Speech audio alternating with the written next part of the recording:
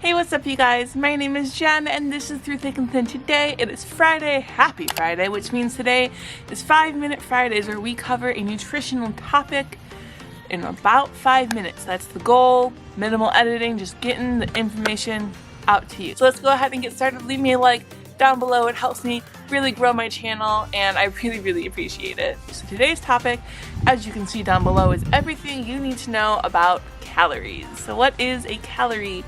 A calorie is a unit of measurement. So just like an inch or a foot measures distance or length, a calorie is literally just a unit of measurement. So there's really no good or bad calories, just like there's no good inches or bad feet, you know. I mean, unless you have ugly feet, but it's a different kind of feet. There's just a measurement. So the measurement actually equals out to the amount of energy needed to raise 1 gram of water 1 degree Celsius. So 10 calories could raise like 1 gram of water 10 degrees Celsius, and so on. So how many calories should we be eating per day? You know, there are so many different calculators out there. There are so many different apps that just like spit us out a number, and what do we trust? How do we know? So there's actually a scientific equation that we can follow, and it is called the Harris-Benedict equation. And I will put it here because honestly it is a lot to memorize and it's actually different if you're a male or female. So here it is.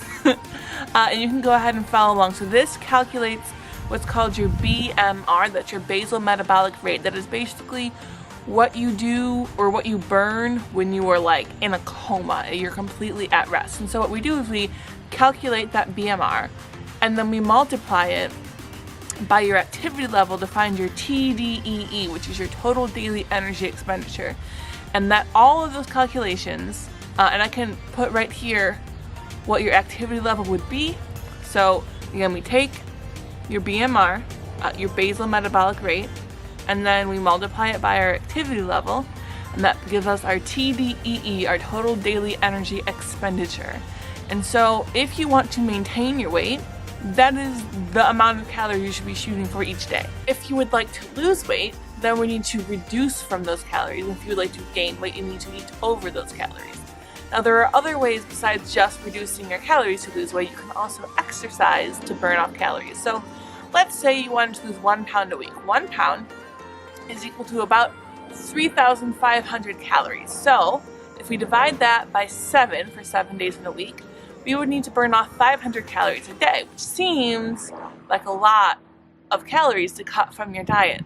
But if you cut out maybe 300 calories from your diet and then exercise 200 calories off, that still equals your 500 and it's much more manageable, wouldn't you agree? So if you want to lose 1 pound a week, we do 500 calories deficit a day. If you want to lose 2 pounds a week, then you need to do 1,000 calories deficit per day. And it's generally not recommended that you lose more than 2 pounds per week. It's really not safe, and statistically if you lose more than that per week, you're much more likely to gain it back, and we do not want weight gain, do we? No, we do not. It's also important to know that you should be recalculating your caloric needs regularly as you're losing weight, because it's based off your weight. So right, if you lose 30 pounds like I have, you're going to need to eat less calories to continue to lose weight and or work out more intensely to lose weight.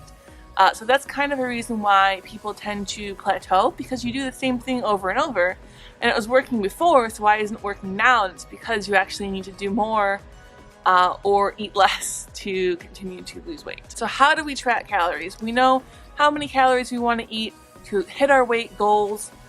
So how do we track them? The easiest way, in my opinion, is to use a calorie counting app. So a really popular one is MyFitnessPal. There's also one called Chronometer. The only thing is to be wary of, they tend to try to calculate your calories for you, and especially MyFitnessPal is known for really undercutting the amount of calories that you should be eating, and it's really not sustainable, the amount of calories they recommend that you eat. So if you use MyFitnessPal, that's fine, just don't go off the calories that they recommend that you eat, because it's too little. But you can go ahead and set the calorie goals that you would like in the app, so it's fine. And then if you don't want to do an app, that's totally fine. You can also do good old pen and paper or use an actual food journal. You can order them on Amazon They're really not necessary. Again, you could just use plain old pen and paper, but you know, sometimes it's really nice to have the laid out little boxes for you to put your little meals and your little calories into, you know, so whatever works for you. But the point is to track them, and the reason we want to track them is because you're probably, if you've gained a lot of weight, unaware of how many calories you're actually taking in. You know, little bites here and there add up, but also you really underestimate how many calories like fast food has, or maybe some of your more indulgent meals can really pack a caloric punch, and you might have no idea. So the reason that we track is to just kind of gain awareness of how many calories that we're actually eating.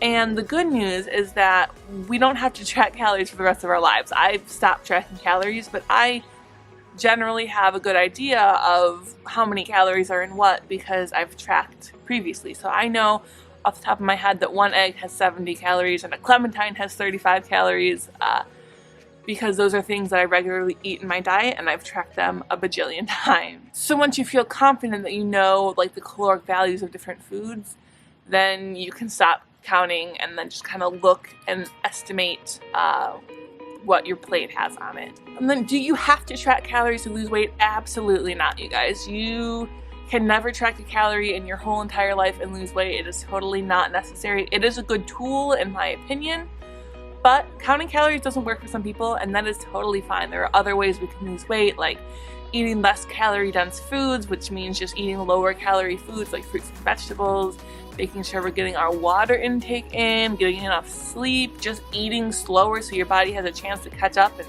tell you that it's full. There are so many other ways. Intuitive eating as well, just eating when you're hungry and stopping when you're satisfied. There's so many ways that you can lose weight without counting a single calorie. So don't feel like you have to count calories in order to lose weight, because I promise you, you don't. Okay, and then the last thing is, how low can you go? So there are lots of people who think that in order to lose weight, literally I had a doctor tell me in order to lose weight I had to eat 1,200 calories. You guys, 1,200 calories for a woman is the lowest you should ever go. It's not the goal that we're shooting for, it is the literal lowest that you can go without causing like harm to your body.